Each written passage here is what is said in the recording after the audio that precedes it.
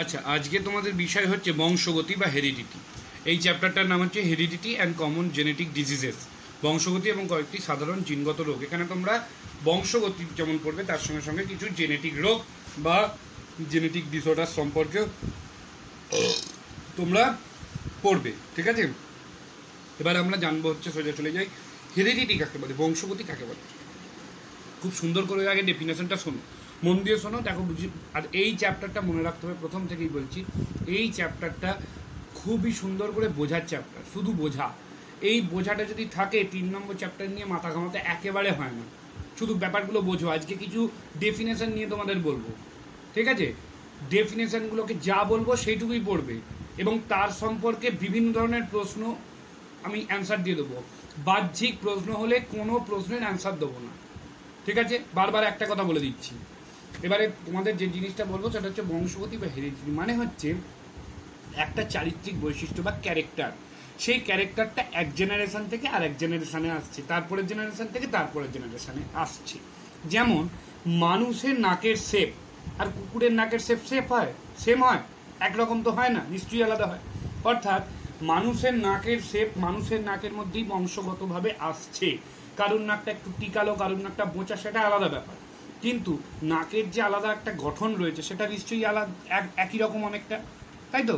কুকুরদের মুখের যে শেপটা, সেটা কুকুরের সন্তানকে দেখেই বোঝা যাবে এটা কুকুর, তার বৈশিষ্ট্য দেখে। অর্থাৎ যে বৈশিষ্ট্যগুলো বাবা মা থেকে, যে ক্যারেক্টারগুলো তার প্যারেন্টাল জেনারেশন থেকে তার অফস্প্রিংয়ের মধ্যে বা তার সন্তান সন্ততিদের মধ্যে আসছে, তাকেই বলা হয়, যে পদ্ধতিতে, তাকে বলা হয় বংশগতি, ঠিক আছে? এবার বংশগতি বিষয়টা ভালো করে এখানে একবার দেখে নাও, বংশগতি জিনিসটা কী জিনিস। তাহলে বংশগতি জিনিসটা কি? যে প্রক্রিয়ায় পিতামাতা বা প্যারেন্টাল জেনারেশন থেকে, বা জনিত্রী মানে হচ্ছে পিতামাতা, প্যারেন্টাল ক্যারেক্টারিস্টিক্স, ক্যারেক্টারগুলো বংশ পরম্পরায় জেনারেশন ধরে ধরে, জেনারেশন আফটার জেনারেশন, তাদের অফস্প্রিং বা সন্তানদের মধ্যে চলে আসে, তাদের বলা হয় বংশগতি। সঞ্চারণকে যেভাবে সঞ্চারিত হয় তাকে বলা হয় বংশগতি। এবারে একটা জিনিস জানতে হবে, বংশগতির জনককে, who is the father of genetics. মনে রাখতে হবে হচ্ছে গ্রেগর জোহান মেন্ডেল ছিলেন একজন এই বংশগতির একক। আচ্ছা, এই ভদ্রলোক সম্পর্কে আমাদের কিছু একটু জেনে রাখা দরকার। অনেকে জানেন যে ইনি প্রথম যে জেনেটিক ইঞ্জিনিয়ারিং করেছিলেন, হ্যান করেছিলেন, ঘোড়ার ডিম করেছিলেন। তিনি বায়োলজিস্টই নন, তিনি বায়োলজি বিদ্যা সম্পর্কে তার, মানে বায়োলজি বিদ্যার, ক্লাসিক্যাল বায়োলজি বিদ্যা, তখন তো আর এত কিছু ভাগ ছিল না, ক্লাসিক্যাল বায়োলজি বিদ্যাটা ছিলই না। তিনি একজন মালির পুত্র ছিলেন, মালি যারা ওই গার্ডেনার, যারা বাগান পরিষ্কার তার ছেলে। এবং তিনি ওই একটা চার্চে দীর্ঘদিন ধরে থাকতো, ওই মালিটা থাকতো, এবং তার ছেলেটা পড়াশোনায় ভালো, সব কিছুতেই ভালো ছিল। এবার আস্তে আস্তে পড়াশোনা করে ওই চার্চের পাদ্রী হয়ে গেছিল। কিন্তু সে মালিক ছেলে, এবং তার বাগান করতে, বাগান গুছোতে সত্যি খুব ভালো লাগতো। এই বিষয়টা খুব ইম্পর্টেন্ট। তিনি পুরোপুরি কাকতালীয়ভাবে বা অ্যাক্সিডেন্টালি এই মটর গাছ বা পি প্ল্যান্ট থেকে এই জেনেটিক্স বা বংশগতি বা হেরিডিটিটা বার করতে পেরেছেন। তখন কিন্তু এত ডিটেলসে উনি বার করতে পারেননি। তিনি কিছু বলেছিলেন বৈশিষ্ট্য, তিনি নাম দিয়েছিলেন ক্যারেক্টার। কিন্তু এখন আমরা এই ক্যারেক্টার বা চারিত্রিক বৈশিষ্ট্যকে এক একটা জিন বলে চিনি, এক একটা ডিএনএ বলে চিনি। কিন্তু তখন এগুলো, কারণ তখন নিউক্লিয়াসেরই আবিষ্কার হয়নি, ক্রোমোজোম তো অনেক দূরের কথা। বোঝা গেল তাহলে? এবার তিনি কী করেছিলেন, কি ব্যাপারটা জাস্ট একটা ব্রিফলি বলে দিচ্ছি, পরে আমরা আরও ডিটেলসে আলোচনা করব। ইনি কাকতালীয়ভাবে বা অ্যাক্সিডেন্টালি পি প্ল্যান্টটাকেই বেঁচেছিলেন। এবং কেন বলছি কি কাকতালীয়ভাবে, তার কারণটা হচ্ছে, তার অরিজিনাল কারণটা হচ্ছে, এই পি প্ল্যান্টের কিছু বৈশিষ্ট্য রয়েছে যার জন্য, পরে এটা খুব ইম্পর্টেন্ট কোশ্চেন একটা, খুব মানে কিছু বৈশিষ্ট্য রয়েছে যার জন্য এটা সাকসেস হয়ে গেছিলো, খুব সহজে সাকসেস হয়ে গেছিলো, খুব সহজে দেখতে পাওয়া গেছিলো। যেমন নিউটনের মাথায় যদি আপেল ঠিক ওই টাইমেই না পড়তো, তাহলে মাধ্যাকর্ষণ শক্তিটা আবিষ্কার হতো, কিন্তু কদিন দেরি হতো।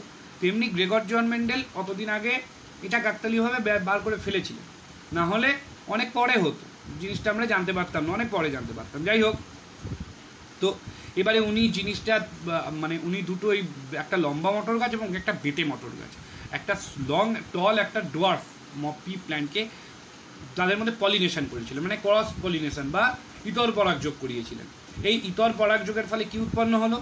একটা গাছ উৎপন্ন হলো, সেটা একটা হাইব্রিড গাছ, তার মধ্যে দুটোর ক্যারেক্টারই রয়েছে, কিন্তু কিন্তু কিন্তু বাইরে থেকে দেখতে পাওয়া যাচ্ছে একটাই ক্যারেক্টার, দুটো ক্যারেক্টার দেখা যাচ্ছে না। এগুলো পরে আমরা আলোচনা করব, গল্পটা শোনো। তো একটা গাছ, লম্বা গাছ তিনি দেখলেন, বাইরে থেকে একটাই ক্যারেক্টার দেখা যাচ্ছে, লম্বা গাছ তিনি দেখলেন। তিনি এবার লম্বা গাছটা সেলফ পলিনেশন করালেন বা স্বপরাগযোগ করালেন, করিয়ে উনি দেখলেন আরে কি হলো ব্যাপারটা, স্বপরাগযোগ করাতে দেখা গেল লম্বা গাছ হবারই কথা, কারণ লম্বা গাছের ছানাপোনা লম্বাই হবে, কিন্তু তার মধ্যে একটা বেটে মটর গাছ বেরিয়ে গেছে। যখন একটা বেটে মটর গাছ বেরিয়ে গেছে, তুমি সঙ্গে সঙ্গে বললেন ইউরেকা। তার কারণ হচ্ছে এই যে বেটের ক্যারেক্টারটা যে তার মায়ের মধ্যে ছিল বা বাবার মধ্যে বা পেরেন্টের মধ্যে ছিল, সেই ক্যারেক্টারটা হারিয়েও যায়নি আর ফুরিয়েও যায়নি, সেই ক্যারেক্টারটা রয়েছে।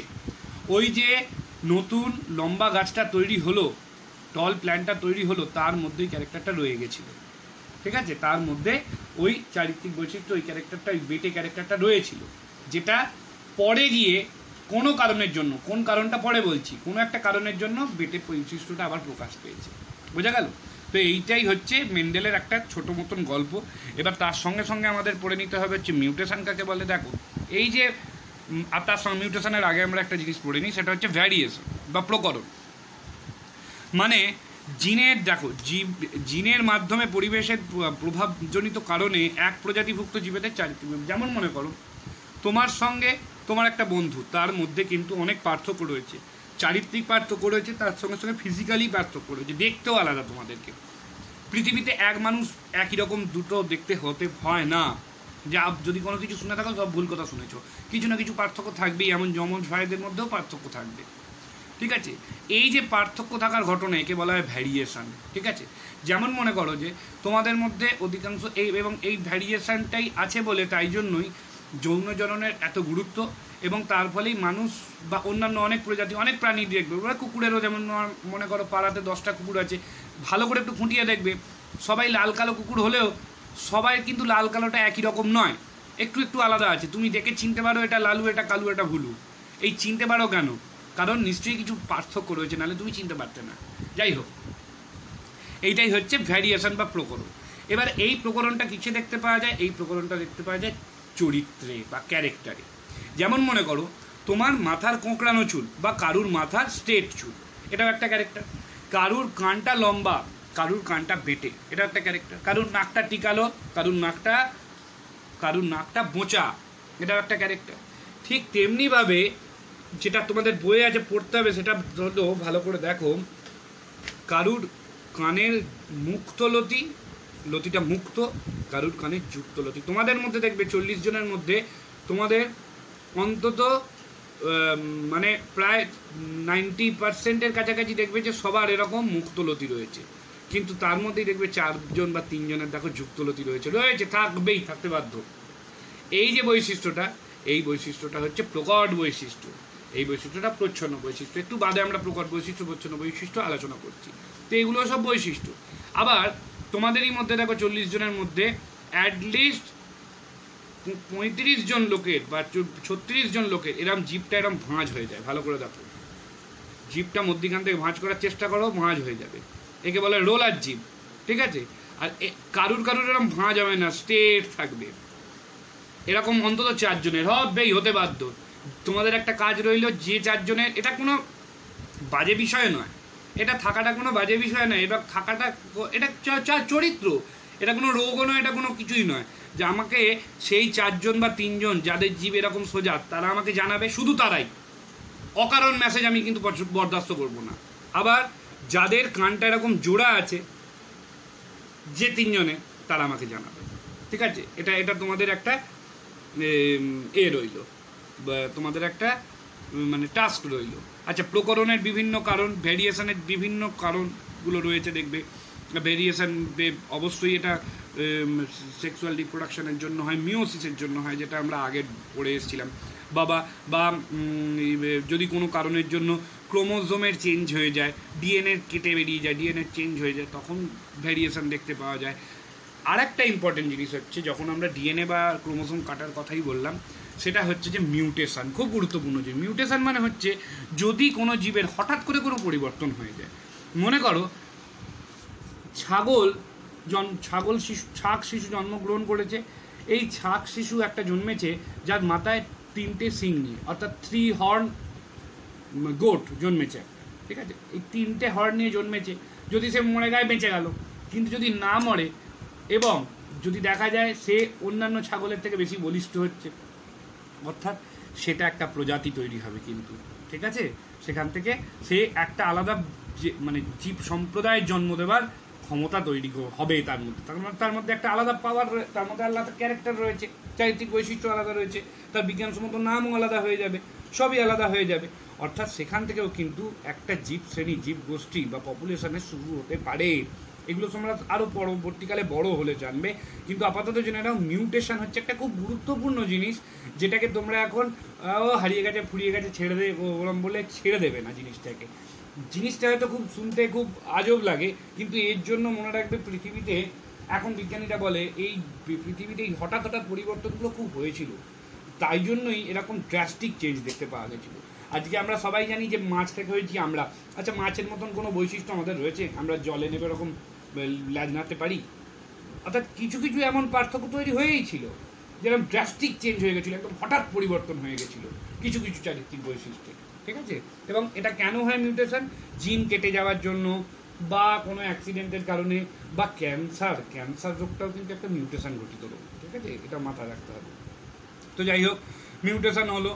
এবার এই মিউটেশন জিনিসটা আরও তোমরা এখন শুনছো করোনা ভাইরাসের ক্ষেত্রে, কারণ করোনা ভাইরাসের জিন বলছে প্রচুর মিউটেশন করছে, স্বাভাবিক, ও একদিনের মধ্যে হয়তো 3 থেকে 4 বার রিপ্রোডিউস হচ্ছে, অর্থাৎ যত বেশি সংখ্যক একটা জীব রিপ্রোডিউস হবে, এটা মাথায় রাখবে, তত তার মিউটেশনের প্রবাবিলিটি বেশি, তার মিউটেশনের সম্ভাবনা বেশি। কোন ডিএনএ খণ্ড কেটে এর মধ্যে ঢুকে যাচ্ছে, ওর মধ্যে ঢুকে যাচ্ছে, ওখান থেকে এমন একটা তৈরি হয়ে গেলে যা সে একদম সব সারা বিশ্ব জয় করে ফেললো, এইরকম হচ্ছে করোনার ক্ষেত্রে, ঠিক আছে। তাই জন্য ক্যারেক্টারগুলো পাওয়া যাচ্ছে না, সিমটোমেটিক এফেক্টগুলো ধরা যাচ্ছে না। যাই হোক, এবারে তোমরা পড়ার মধ্যে চলে আসি বংশগতি সম্পর্কে। এবার যেটা বলবো একদম মাথা খুলে শুনে নাও, এই জিনিসটার ওপর দাঁড়িয়ে রয়েছে বাদবাকি নেক্সট দিনের পড়াগুলো। তোমরা ভালো করে দেখো, এখানে আমি ছবিতে একটা আগে এঁকে রেখেছিলাম, কারণ আমার কিছুক্ষণ আগে 22 মিনিটের একটি ভিডিও নষ্ট হয়েছে তোমাদের পড়াতে গিয়ে, এই প্রথম আমার জীবনে হলো, আমি দেখিনি কতটা ভিডিও বাকি ছিল, 22 মিনিটের ভিডিও নষ্ট হয়েছে। যাই হোক, এখানের ভালো করে দেখো, এখানে আমরা 2টো ক্রোমোজোম এঁকেছি, এই একটা ক্রোমোজোম, এই একটা ক্রোমোজোম, ঠিক আছে, এই একটা ক্রোমোজোম, এই 23 জোড়া আমরা শুনেছি, 23 পেয়ার, এটাও একটা জোড়া। এই জোড়াকে কি বলে, কি ক্রোমোজোম বলে? Homologous chromosome. মনে আছে আগের চ্যাপ্টারে পড়েছিলাম। এই হোমোলোগাস ক্রোমোজোমে কেন হোমোলোগাস ক্রোমোজোমের গুরুত্ব, বা কেন আমরা 23 জোড়া বলি, এবার ভালো করে দেখো। এই হোমোলোগাস ক্রোমোজোমে একটা নির্দিষ্ট পয়েন্ট, এই নির্দিষ্ট পয়েন্ট একটা স্পেসিফিক ক্যারেক্টার নির্ধারণ করবার জন্য, ধরা গেল মাথার চুল সেটা সোজা হবে না কোঁকড়ানো হবে, তার জন্য 2টো আলাদা আলাদা বা 2টো একই রকম জিন থাকে একটা নির্দিষ্ট পয়েন্টে, ঠিক আছে। একটা চরিত্র নির্ধারণ করবার জন্য 2টো বা তার বেশিও থাকে, আপাতত জেনে রাখো 2টো চারিত্রিক বৈশিষ্ট্য থাকে। এই চারিত্রিক বৈশিষ্ট্য মানে কি? ডিএনএ, এটা একটা ডিএনএ, এটা একটা ডিএনএ, এটা একটা বৈশিষ্ট্য, এটা একটা বৈশিষ্ট্য, এটা একটা প্রোটিন, এটা একটা প্রোটিন, ঠিক আছে। অর্থাৎ একটা নির্দিষ্ট বিন্দুতে অবস্থিত দুটো যে বৈশিষ্ট্য রইল, সেই 2টো বৈশিষ্ট্যকে একে অপরের অ্যালিল বলা হয়। এবার লাস্ট লাইনটা তো বোঝা গেল না, একে অপরের অ্যালিল মানে এর অ্যালিল, এর অ্যালিল। যেমন অনুমিত হচ্ছে অনিকের বন্ধু, অনিক হচ্ছে অনুমিতের বন্ধু, অনুমিতকে কি বলে ডাকবে? বন্ধু। ঐশী তারপরে অঙ্কিতাকে কি বলে ডাকবে? বন্ধু। ওর বন্ধু, ওর বন্ধু। তেমনি এর অ্যালিল, এর অ্যালিল। অর্থাৎ এই একে অপরকে অ্যালিল বলে কথাটা কিন্তু খুব ইম্পর্টেন্ট, তাই জন্য আমি বারবার বলছি। অর্থাৎ সোজা চুলের ক্যারেক্টার কোঁকড়ানো চুলের ক্যারেক্টারের অ্যালিল, অর্থাৎ কোঁকড়ানো চুলের ক্যারেক্টারের অ্যালিল কি? সোজা চুল। সোজা চুলের ক্যারেক্টারের অ্যালিল কি? কোঁকড়ানো চুল। কিন্তু এই কোঁকড়ানো চুল, সোজা চুল, এই যে বৈশিষ্ট্য দুটো পরপর রয়েছে, এবার কোনটা প্রকাশ পাবে? এখানে যেটা প্রকাশ পাবে তাকে আমরা প্রকট বৈশিষ্ট্য বলবো বা ডমিনেন্ট বৈশিষ্ট্য বলবো, যেটা প্রকাশ পাবে না তাকে বলবো আমরা রিসেসিভ ক্যারেক্টার বা প্রচ্ছন্ন বৈশিষ্ট্য। এবার একটা খুব গুরুত্বপূর্ণ কথা, তাহলে আমরা আগে থেকেই বলে দিতে পারি তো তাহলে প্রকট বৈশিষ্ট্য কোনটা, প্রচ্ছন্ন বৈশিষ্ট্য কোনটা? না, একটা কালো ইঁদুর এবং একটি সাদা ইঁদুরের সাথে ক্রস হয়ে আমরা আগে থেকে বলতে পারি না কালোটা একটু মোটা রং আছে, বেশি কালো বেশি গাঢ় আছে, তাহলে কালোটাই প্রকট হবে, চল দেখ কালোই বাচ্চা হবে, হলো সাদা বাচ্চা। তার মানেটা কি দাঁড়ালো? তার মানেটা দাঁড়ালো হচ্ছে যে রেজাল্ট দেখে তবে আমরা ডিসাইড করতে পারবো যে কোনটা ডমিনেন্ট অ্যান্ড কোনটা রিসেসিভ। খুব গুরুত্বপূর্ণ কথা কিন্তু বলছি এটা। আমরা কিন্তু প্রি ডিসাইড করতে পারি না যদি কোনো আননোন ক্যারেক্টার থাকে। অবশ্যই নোন ক্যারেক্টার থাকলে যে এটা প্রি ডিসাইডেড, যে এই যেমন মুক্তলতি যুক্তলতি, এটা pre decided, zip roller zip straight zip এগুলো প্রি ডিসাইডেড, কিন্তু এগুলো প্রি ডিসাইডেড নয়, একেবারেই প্রি ডিসাইডেড নয়। মানে চুলটা বাদ দিয়ে, চুলের লম্বা চুলটা হচ্ছে, স্ট্রেট চুলটা হচ্ছে মানে আমাদের প্রকট বৈশিষ্ট্য। মানে অনেক চারিত্রিক বৈশিষ্ট্য আছে যেগুলো মানে নোন নয়, আননোনের ক্ষেত্রে রেজাল্ট দেখে আমরা বুঝতে পারবো। অর্থাৎ তার মধ্যে যে ক্যারেক্টারটা প্রকাশ পাবে তাকে বলবো আমরা কি, তাকে বলবো প্রকট বৈশিষ্ট্য, আর যেটা প্রকাশ তখন পাবে না তাকে বলবো প্রচ্ছন্ন বৈশিষ্ট্য। তা বলে প্রচ্ছন্ন বৈশিষ্ট্য বলে কি প্রচ্ছন্ন বৈশিষ্ট্য এখান থেকে হারিয়ে গেল? হারিয়ে তো গেল না, এ তো রয়েছে এখানে। এই রকম অ্যালিলযুক্ত একটা লোকাসের, একটা লোকের সোজা চুল হয়েছে, বেশ ভালো কথা, সোজা চুল হয়েছে, কোঁকড়ানো চুলটা হারিয়ে তো যায়নি, চিন্তা তো রয়ে গেছে। পরবর্তীকালে ধরা গেল এখানে একটা মানে তোদের মধ্যে যে দুর্বল ছেলে, মানে মস্তিষ্কে না গায়ে খাস না, খাওয়া দাওয়া করে না, মনে কর উৎসব, আর এটা হচ্ছে আমাদের অনুমিত, উৎসব আর অনুমিত। এই উৎসব মনে কর যে উৎসব আর অনুমিতের মারামারি হচ্ছে, কে জিতবে? অবশ্যই অনুমিত জিতবে। তার মানে কি অনুমিত এখানে প্রকট আর উৎসব এখানে প্রচ্ছন্ন। তা বলে অনুমিতকে কি একদম মেরে ফাটিয়ে দিল? অনুমিত রয়েছে, লুকিয়ে রয়েছে। অনুমিত কখন নিজে প্রকাশ করবে নিজেকে? যখন অনুমিত অভিজয়ের সঙ্গে আসবে, অর্থাৎ দুজনেই নরম চরিত্র, দুজনেই একটা মানে বন্ধুত্বপূর্ণ চরিত্র রয়েছে। অর্থাৎ তার মানে প্রকট বৈশিষ্ট্য অন্য লোকের সাথেও বসতে পারে, নিজের সাথেও বসতে পারে। আর প্রচ্ছন্ন বৈশিষ্ট্য শুধুমাত্র একসঙ্গেই বসতে পারে। অর্থাৎ প্রকট বৈশিষ্ট্যের ক্ষেত্রে আর এর সঙ্গে আর একটা ডেফিনেশনে চলে আসছে হোমোজাইগাস আর হেটেরোজাইগাস। হোমোজাইগাস মানে কি? দেখো এখানে একটা লোকাসের মধ্যে দুটো একই রকম ক্যারেক্টার বসেছে, এটাও কোঁকড়ানো চুল, এটাও কোঁকড়ানো চুল। আর হেটেরোজাইগাস মানে কি? এখানে একটা লোকাসের মধ্যে দুটো আলাদা ক্যারেক্টার বসেছে, এটা সোজা, এটা কোঁকড়ানো, উল্টো, দুটো অন্য, তাই তো? যখন দুটো আলাদা থাকবে, একটা লোকাসের মধ্যে দুটো আলাদা অ্যালিল থাকবে, তখন তাকে বলবো আমরা হেটেরোজাইগাস। আর একই রকম থাকলে তখন তাকে বলবো আমরা হোমোজাইগাস। বোঝা গেল? এটা হচ্ছে হোমোজাইগাস, এটা হচ্ছে হেটেরোজাইগাস। তার মানে এখানে ডমিনেন্ট রিসেসিভ এগুলো আমরা শুনলাম, হোমোজাইগাস হেটেরোজাইগাস জিনিসটাও আমরা শুনলাম। এবারে লোকাস কাকে বলে? তাহলে বললাম এই যে পয়েন্ট, এই পয়েন্টটাই হচ্ছে লোকাস। যে পয়েন্টটার মধ্যে কাজটা হচ্ছে এই যে এটা হচ্ছে টোটাল একটা পয়েন্ট, এই পয়েন্টটাকেই বলবো লোকাস। এটা দুটো ক্যারেক্টারের একটাকে আর একটার অ্যালিল বলবো। এবারে এক সংকর বা দ্বিসংকর জন্ম, মোনোহাইব্রিড আর ডাইহাইব্রিড কজ কাকে বলে? খুব ইম্পর্টেন্ট। মোনোহাইব্রিড মানে হচ্ছে একটা চারিত্রিক বৈশিষ্ট্য নিয়ে কাজ হবে। যখন দেখো টি লম্বা বেটে, একটাই বৈশিষ্ট্য, দুটো টি, তিনটে টি, চারটে টি, এগুলো এখন দেখো না, কিছু বুঝতে পারবে না, দরকার নেই বোঝার, পরে আমি বলবো। দুটো টি কেন আছে তাও তোমাদের জানা কথা, কারণ এই একটু আগে বললাম। যখন এখানে বলছি দুটো, 1 2, অর্থাৎ একটা পয়েন্টের মধ্যে দুটো কি রয়েছে? ক্যারেক্টার রয়েছে। এখানেও তাই জন্য দুটো ক্যারেক্টারই দিয়েছে, বুঝতে পেরেছো? এইভাবে বুঝবে, ঠিক আছে?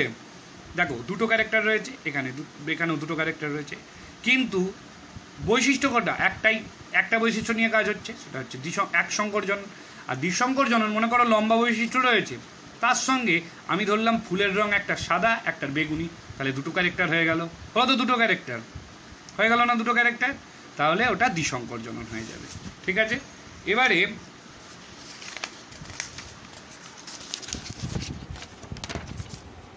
আর একটা জিনিস আমরা দেখবো হচ্ছে হাইব্রিডাইজেশন।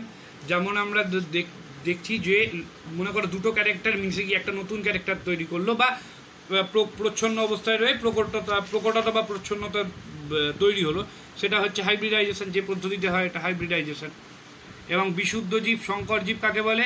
পিওর আর হাইব্রিড। মনে করো টি রয়েছে, ক্যারেক্টার টি। এটা কি? এটা প্রকট বৈশিষ্ট্য, বা এটা হচ্ছে পিওর, বা এটাও হচ্ছে পিওর, এটা পিওর। কিন্তু এটা কি পিওর? এটা পিওর একেবারে নয়, কারণ এর মধ্যে হাইব্রিড রয়েছে, এটা হাইব্রিড। বোঝা গেল? এবারে আমরা দেখব প্যারেন্টাল জেনারেশন, মানে বাবা মা, পি জনু বলা হয় একে, পি জেনারেশন বলা হয়। তারপরে হচ্ছে অপত্য জনু বা এফ জেনারেশন, F1 F2 দুটো দিয়ে ভাগ করা হয়। এই F1 F2টা পরে আমরা ভালো করে বলবো। একে ফিলিয়াল জেনারেশন বলা হয়। দেখবে, একটু দেখে নেবে। প্রকট বৈশিষ্ট্য আমরা বলেছি। আর লাস্টে একটা খুব ইম্পর্টেন্ট জিনিস বলবো, সেটা হচ্ছে ফেনোটাইপ আর জেনোটাইপ। খুব গুরুত্বপূর্ণ জিনিস ফেনোটাইপ জেনোটাইপ। এত এই আঁকা বোকা এসব কিছু দেখতে হবে না, এইটা পুরোটা দেখবে না, একেবারে এখানে দেখো। ফেনোটাইপ হচ্ছে আমরা একটা গাছ বা একটা জীবকে বাইরে থেকে যা যা বৈশিষ্ট্য দেখবো সেটা তার ফেনোটাইপ অনুপাত। আর ভেতর থেকে অর্থাৎ জিনকে নির্ভর করে, জিনের ওপর নির্ভর করে যে বৈশিষ্ট্য দেখবো সেটা হচ্ছে তার জেনোটাইপ অনুপাত। আচ্ছা, অনুপাত কেন বলছে? মনে করো যে একটা মটর গাছের 4টে সন্তান হয়েছে, 4টে মটর গাছ হয়েছে, তার মধ্যে 3টে লম্বা, একটা বেটে। অর্থাৎ আমরা কি বলতে পারবো যে একটা বেটে আর 3টে লম্বা, অর্থাৎ তার ফেনোটাইপ অনুপাত কি? 3:1, 3টে লম্বা, একটা বেটে। কিন্তু যখন তার আমরা জেনোটাইপ ধরবো, জেনোটাইপের ক্ষেত্রে আমরা কি দেখবো? ভালো করে দেখো। জেনোটাইপের ক্ষেত্রে গিয়ে দেখবো যে এখানে লম্বা হয়েছে পিওর লম্বা, যেটা বিশুদ্ধ লম্বা হয়েছে একটা, ঠিক আছে? শঙ্কর লম্বা হয়েছে 2টো, আর বেটে হয়েছে একটা। অর্থাৎ তার অনুপাত 1:2:1। এই অনুপাতটা খুব গুরুত্বপূর্ণ। আর এগুলো ভেতরে কিছু দেখো না, পরবর্তীকালে এগুলোকে ভালো করে তৈরি করো। এগুলো তৈরি করলেই পরবর্তী জিনিসটা খুব সহজ হয়ে যাবে। আর একটা কথা, অকারণ এক সংকরজনন, দ্বিসংকরজনন বা জেনেটিক থেকে প্রশ্ন করলে একটা প্রশ্নের উত্তর দেব না, এবং ওই জাতীয় প্রশ্ন বারংবার করে গেলে আমি তাকে খুব থেকে বার করে দিতে বাধ্য হব। বুদ্ধিদীপ্ত প্রশ্ন করো, অনেক প্রশ্ন করো, আমি অ্যাপ্রিসিয়েট করব, অনেক প্রশ্ন করো, কিন্তু যেগুলো পড়ালাম তার মধ্যে থেকে স্টুপিড প্রশ্ন করো, আমি কিচ্ছু বলবো না, ঠিক আছে? অকারণ প্রশ্ন করে বিব্রত করবে না, কারণ যেগুলো পরের পড়া অনুযায়ী থাকবে। সামনের পড়া আর একটা জিনিস আমি দেখেছি, অনেকের কিন্তু প্রশ্ন করছে না, তার মানে তারা সবাই বুঝে যাচ্ছে। এরপর থেকে আমি আর একটা জিনিস চালু করব, যাদের প্রশ্ন করার প্রবণতা কম দেখছি, আমি ভয়েস মেসেজ করে নাম ধরে ধরে আমি বলে দেবো, এই প্রশ্নের উত্তরটা আমাকে বল। সেটা আমি বিচার করব কি প্রশ্ন হবে। তার মানে ইন্ডিভিজুয়ালি আমি যখন প্রশ্ন করছি, বুঝতে পারছো তো কী প্রশ্ন হবে? অতএব প্রশ্ন করো, বারবার বলছি, প্রশ্ন কিন্তু অনেকে করছে না, ঠিক আছে? চলো।